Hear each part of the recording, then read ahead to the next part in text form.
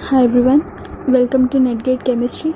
So in the previous video we studied about the Debye-Huckel limiting law and the relation between activity coefficient and the concentration terms. So today we are going to first start with ionic strength. Okay, so if we talk about the ionic strength,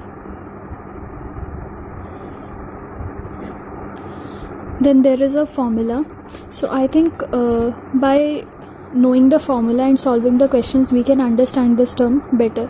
So the formula for ionic strength is half sigma mi zi square. Okay, so this is the formula for your ionic strength, where m is your molality and Z are your charge. Okay, so we'll solve some of the questions now.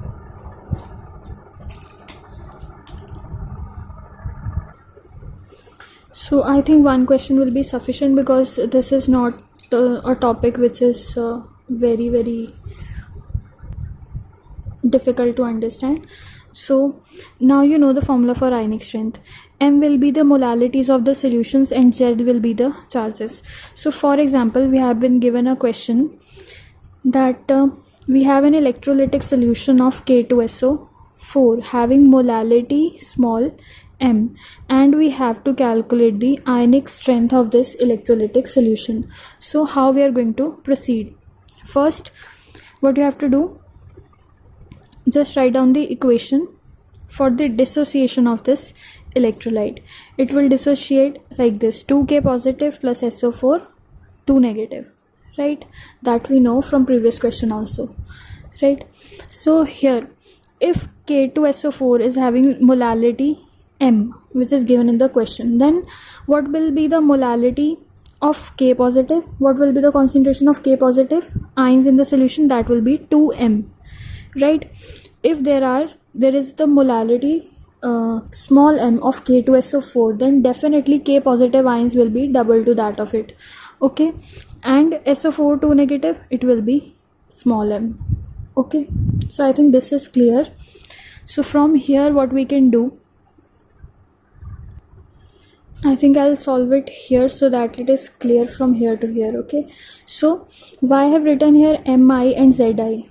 Because we will be having different types of ions in the solution. Here we have two types, like one is cationic type K positive and one is anionic type, that is SO4 2 negative. So this equation for this type of an electrolyte will be I is equals to half of M1 Z1 square plus M2 Z2 square. Okay, so half will be as it is. Now for cation, this is the term M1Z1 square. So now look for the cation. For cation, your molality is 2M.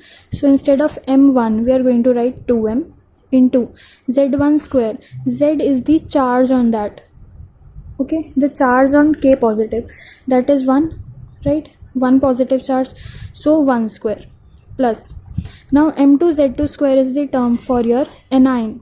Right, for anion the molality is M, so M multiplied by Z2 square. So Z2 is the charge on anion. On anion you have 2 negative charge.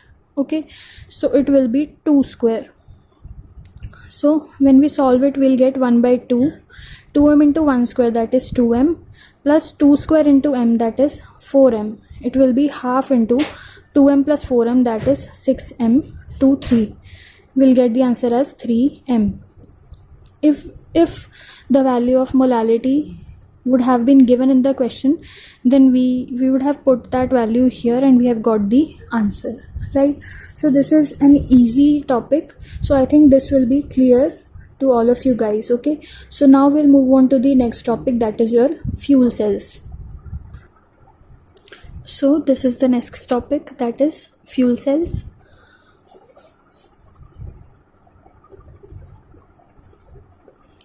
So in fuel cells, what is the function of this fuel cell? Basically, it is a device that converts your chemical potential energy to electrical or thermal energy.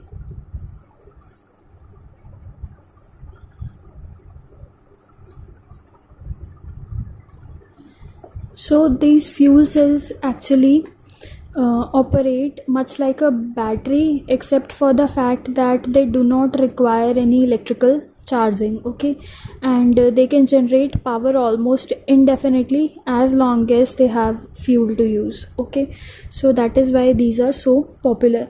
So if I talk about the working of fuel cells, then there will be a chamber.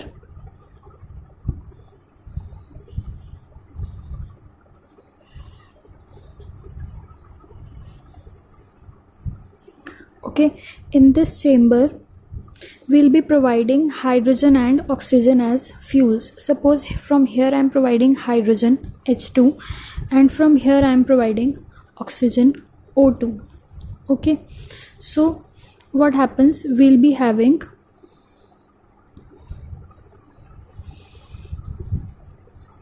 I'm telling you roughly about the working of fuel cells.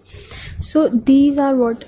So these are your porous carbon electrodes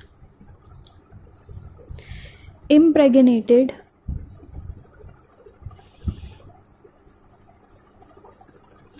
with metal catalyst. For example, mainly we use platinum. Okay, so this will be your porous carbon electrode, this also and this also, that it will be your porous carbon electrode. Why is it porous? So that hydrogen and oxygen are properly absorbed. Okay, and here will be your electrolyte present. Okay, now what is this electrolyte made of? It is made of hot aqueous KOH, or you can take NaOH. Basically a strong electrolyte is taken here. Okay, so hydrogen and oxygen, they flow into separate cells like this from here and here in different compartments. Okay, H2 is oxidized here, so this will be connected to anode, because at anode oxidation takes place and oxygen will be reduced, so here it will be connected to your cathode. So this is the basic working of your fuel cell. So if I talk about the chemical reactions which are taking place at your anode and cathode, then at anode what will be happening? Oxidation of hydrogen, that is H2 plus 4OH negative will give 4H2O plus 4 electrons. Okay, this is oxidation, and at cathode reduction of oxygen will take place like this. Will give 4OH negative. So overall cell reaction will be 2H2 plus O2 will give 2H2O. Okay, so this is basically about your fuel cell. So the basic advantage of this fuel cell is that it has high energetic content of hydrogen, and it has very high efficiency of almost 55%. Okay, this is the efficiency. It has efficiency of almost 55%. So this technology can be used in many applications like your transport and backup power and so on. So there are so many advantages to this fuel cell, because we are using very clean fuels, and what we are getting H2O as the byproduct of it.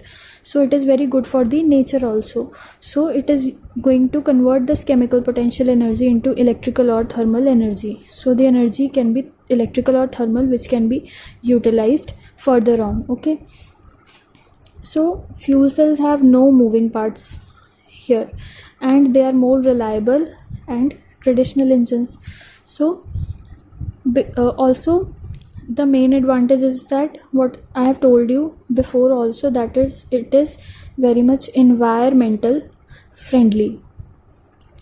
Okay, it produces clean fuel basically. Okay, so that is why these are very popular.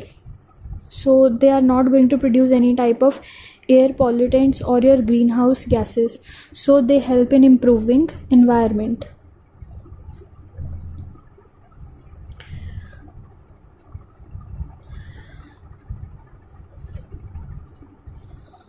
Plus they are very efficient also, so this is also a very good point to consider.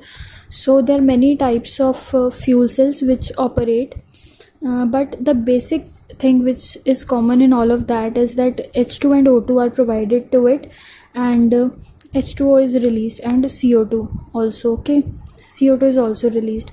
So being a very environmental friendly and not producing a lot of air pollutants and greenhouse gases, this is the main reason why fuel cells are very popular nowadays. Okay, so we have one more topic left, that is corrosion. So I have also told in the previous video also that we are going to cover that topic in the previous year question series of electrochemistry, because that topic is very small and we can cover it along with the previous year question. Okay, so that's it for this video. Thank you so much for watching.